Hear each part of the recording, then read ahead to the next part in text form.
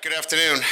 We'll do a bit of a recap on this past weekend's game. It was a great atmosphere here in Tiger Stadium, so I'd like to take a moment just to look back on the performance. I thought it was a complete game for our football team. Certainly, there are things that you can do better. We want to communicate a little bit better. We had some false start penalties and some communication errors, but by and large, looking at the positives, got off to a great start. A couple of 3-and-outs, I think, set the momentum for the game offensively. You want to turn every possession into a touchdown, but getting up 17-0, and then playing consistently on both sides of the ball. I thought we were physical. I thought our presence in terms of just the overall perimeter play, tackling on the perimeter was much better, and playing the ball in the air. So the little things that we're looking for progress, we're starting to see that. And then, the quarterback is playing at such an elite level. He threw an interception, so he is human. He was expecting another route to be run in that situation, and it didn't happen. They were actually, we had somebody walking on the play. So, again, Jaden Daniels has been amazing in terms of what he's doing. I think everybody knows that, leads the nation in total offense, passing efficiency. I think the offense in itself and what they're doing, 6 consecutive games of over 500 yards. So, it's fun to watch an offense like that. I hope for our fans, they're taking it in. I know 2019 is still, a trendsetter because it led to a national championship, and rightfully so. I mean, those were great players, but you should not take this for granted. This is pretty remarkable stuff.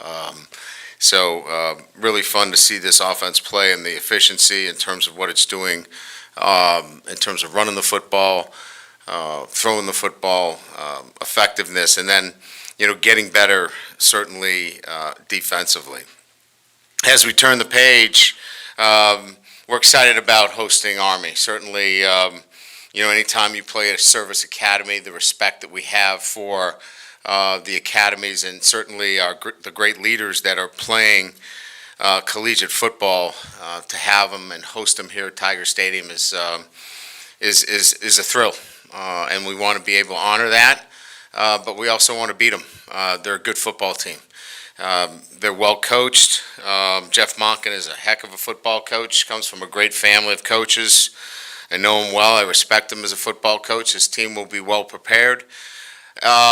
And much like how they represent the service academy, they represent that as a football team. They keep coming at you. 4 quarters of football. They're going to play physical. They're rough. They're physical. Their ruggedness shows out in the way they play. Look, I got to tell our football team, they had 2 games where they're right in it at the end. Against BC, they score a touchdown to go up 27-24, get a call back with about 6 minutes to go in the game. And then the BC game, obviously, as everyone knows, Florida State, BC's got a chance to win that game with the ball. And we know what Florida State did against us. So it's a good, tough football team, plays hard. Bryson Daly, their quarterback, everything runs through him. Just for the fans that expect triple option, it's not a triple option team. They do run principles of triple option, but it's run a little bit different. I think you'll see some of the principles you saw even this weekend run a little bit differently, but you'll see some of the the quarterback runs that Alford had in the game plan against Auburn. But again, a very physical defense, long. I mean, you talk about a defense that's long. Their defensive linemen 6'4", 6'5", great length, and again, we'll have to be focused on our improvement and playing a really good physical football team, and can't be distracted by anything else because it's going to require that kind of effort. Injury updates. We've got 2 guys that are doubtful for this weekend. That's Emory Jones and Makai Wingo.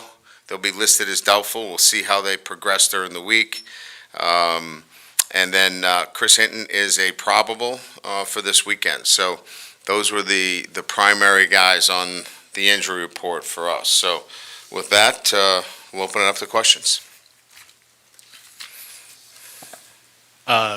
If you could just give us a location on Makai's injury, and then the job that Lance did in Emory's place, I guess, and along just the entire offensive line. What have you seen out of them through half the season so far?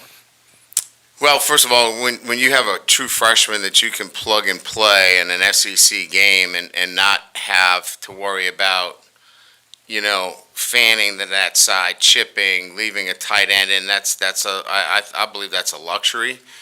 From my perspective, he went in, played 69 snaps, and he had a couple of false start penalties, had a holding penalty, but those are things that you're going to live with a young guy that's going in there. But his poise, his ability to work with the five guys, the communication, really pleased with his play. Makai Wingo has been nursing kind of a lower body injury all year. This gives us a chance to really get him right going into the bye week and then the rest of the season. How would you view or describe, I would say, Mike Denbrock's role and how great the offense has been this year, and then the groove that he's kind of gotten into with this team over the past month?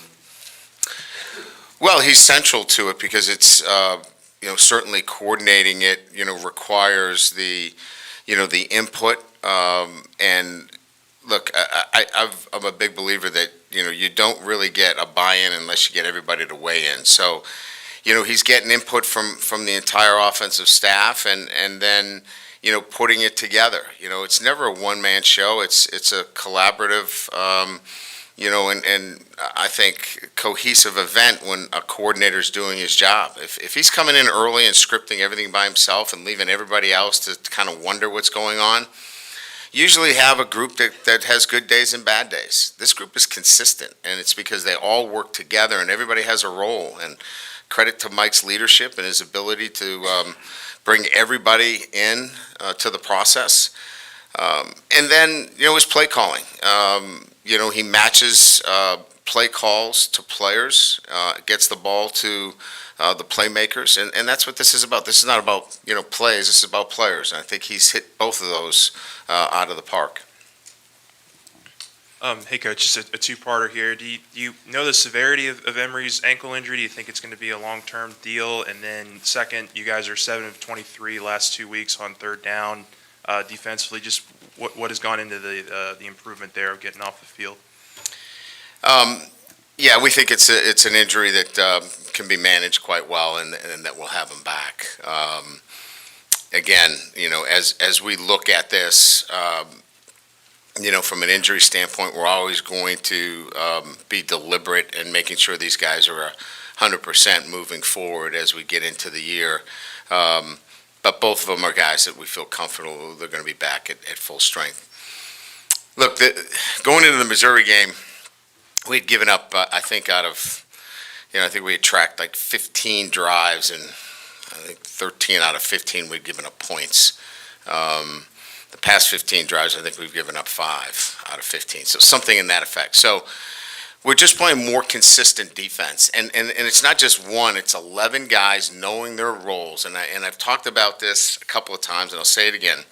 When the structure of the defense is in place, and everybody knows their role within the defense, you start to get complementary defense. Guys knowing their roles allows 11 guys to play together, and we didn't do a great job of that early on, and part of that was trying to find roles for guys, not knowing clearly what the best lineup was, and now establishing what that looks like has allowed us to build that kind of consistency on defense. Hey, Coach, I was curious, John Emery's success against Auburn last year, did that play any factor into getting him more involved in the game plan this year? And when you missed the first 2 games, does it just take a while to get back into football playing shape?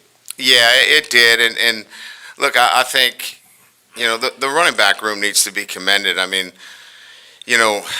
each one of those guys, if you look at Emory and Williams in particular, they didn't play a lot of snaps last week, and then this week they come in and play huge roles.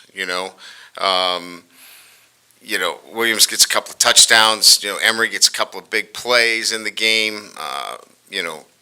Kane goes in and gets a big first down for us. That's selflessness. I mean, and there's a lot of guys looking to play, and they're all sitting together on the bench asking each other, what did you see out there? They're totally engaged, totally locked in. That's a pretty good situation. And so, Coach Wilson's got his hands full there, right? I mean, he's got a lot of guys that can play and play at a high level, and he's got to find roles for them, and they've accepted those roles. And each one of them has when we've asked them to step up, they've stepped up big for us. Coach, people around here tend to fixate on certain opponents. Does that concern you this week as to where this game falls on the schedule, and do you have to coach against that? Yeah, I mean, look, it'll be important for our guys to think about what's important right now. And the bye week's not important right now. We don't go to the bye week this week. This week we need to focus on our development, and we need to focus on our process, and we need to focus on Army. If we focus on anything else, we'll get beat. This football team is not a team that can play with the dimmer. We're either on or off. And so we need to be on. And so if we're locked in and doing our thing the right way, we're going to have a good Saturday. If we're not, we're going to struggle. And so we'll talk about that today when we meet. We've got to be locked in on our process and how we prepare this week against a really tough opponent. In the middle. From your experience, how do you handle players that are in Heisman consideration, and do you think it is appropriate to lobby for a player for the Heisman? To me, the Heisman has become such a promotional piece and the flavor of the week that what I try to tell our guys that I've had involved in the Heisman is, look, you're not going to have control over this other than being consistent at what you do. So every day your focus isn't about what they think about the Heisman, because they're going to have opinions that range from one side to the other. Your focus is consistency and performance. If your performance is consistent week in and week out, then it's going to take care of itself. Other than that, they're going to say, well, you're not playing well enough on defense, which has nothing to do with the Heisman.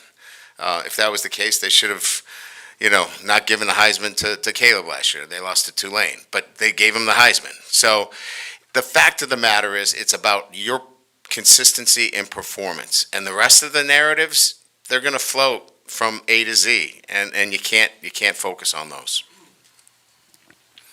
Brian, with the disconcerting signals call, because that just keeps happening, do you have to, not to try to get you in trouble, but do you have to? Don't. You pick out these things just to get me in trouble. No. Do you have to do something differently in terms We're of going to bring an air horn out back there, I guess. Look, I've had a long conversation with John McDade about this. I think it's ridiculous.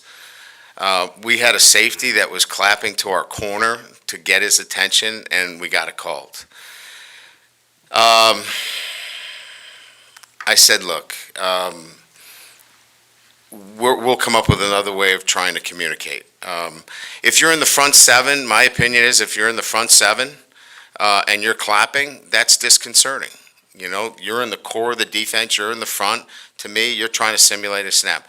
But if you're 12 yards deep trying to communicate with a corner, I just don't get it. But we're going to have to come up with another way of communicating. We actually had a meeting on it today. It's loud even at home. I mean, it's just generally loud at home.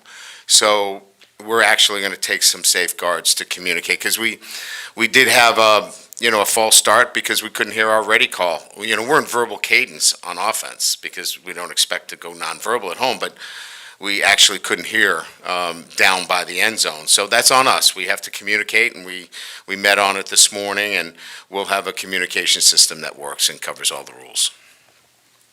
When you spoke Saturday and even today, you said something to the idea of not taking this offense for granted. Do you ever have to guard or edit yourself for maybe trying to do too much when you get an offense like this? No, I think Mike does a really good job of staying within, the confines of what we do and how we do it. And I think going back to the, earlier question from Jay, I think it's clear that what they've done as a group is stay in those lanes. We do what we do. The touchdown to Malik, we've run that play probably 37 times. I think we self-scouted that play 37 times, which is, kind of crazy, the motion that he came across where we call the legal procedure. He's been off the line 37 times. But anyway, that's another story. It's a fact that this group has been consistent in what they're doing, and they're not like drawing stuff up, right? And now they're matching there has been some changes in terms of over the last couple of weeks what defenses are doing. We're getting a lot more, quarters. We're getting a lot more, trapping two defenses, and Jaden's been pressed to go through some progressions, and he's been outstanding. So I think what's happened more is that our staff's done a really good job of preparing for the eventualities of how teams are going to prepare, and you have to be on your toes and make sure that you go through your progressions because you're going to see some different things.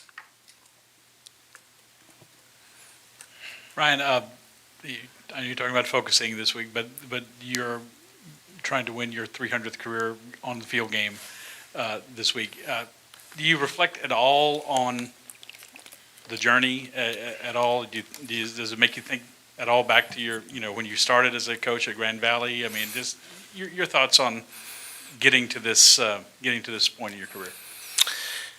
Yeah, I mean, I don't really think about it that much. This is the first time I heard that's the case, to be quite honest with you. Yeah, I think when you love what you do, you're not counting wins. You're thinking about, all right, what do we need to do from a player development standpoint? What do we need to do to get better in this area? You're not really counting. Listen, if I was thinking about wins, I would have got out of this business a long time ago. But having said that, I think going back and looking at, the journey, I had no idea I'd be in it this long. Because my first game, I remember the president at Grand Valley State opening up the press box window, and I could hear him because there was probably 300 people there, and said, "Who the hell hired this guy?" So I didn't think I was going to be in this business very long. And that was the first game. So there you go. That's my perspective. Coach in the back, you mentioned this a little earlier. It's loud at home. Teams like Grambling, teams like Army, they may not be used to an atmosphere like Tiger Stadium. Is there any advantage to that for your team, or no advantage at all? Can you talk about that a little bit? Yeah, that's a good question. I don't know that, when we talk about the nation's best leaders that are going to go defend our country, that they're worried about a little bit of crowd noise. I think they're probably going to enjoy it. Actually, Saturday's their best day. Monday through Friday is really hard. Saturday's kind of a day off for these guys. They train hard, they work hard, they go to class. These are days they enjoy. But our atmosphere does make a difference. I mean, it creates a home field advantage that is special. I mean, it definitely makes it difficult. We saw Auburn struggle with some play calls, and certainly puts the pressure on teams when you come into Tiger Stadium. Hey, Coach, just right here. Shelby Lee is Yeah. a walk-on. in your Sure team. is. He actually was in the Army. That's like, correct. What kind of role is he going to play? And just Yeah, we're kind of formulating that right now. We're going to do some special things. As you know, the governor is a West Point grad. He'll be part of what's going on. We're going to do some neat things in pregame. We're going to spring a couple of things that we think are representative of what that day should look like playing Army. And we think Shelby's going to be part of that as well. And what kind of role does he just play on your team? Oh, he's an outstanding walk-on. I mean, he's well-liked by the team. He works his tail off. He brings all the traits that you would expect a guy that is mature and, represents his country. So, we enjoy having him with us. When we talk about the defense, you've used the phrase "learning to do your job," I think, Yeah. I read that as doing your job. Is it legitimately learning and understanding what their roles are, and that's kind of what has taken time? Or is it more just the focus on staying in your lane kind of thing? Yeah, I think that's a good question, and maybe sometimes how I respond and answering it would maybe be better clarified by saying that our players are clearly understanding now how important it is for them to do their singular job.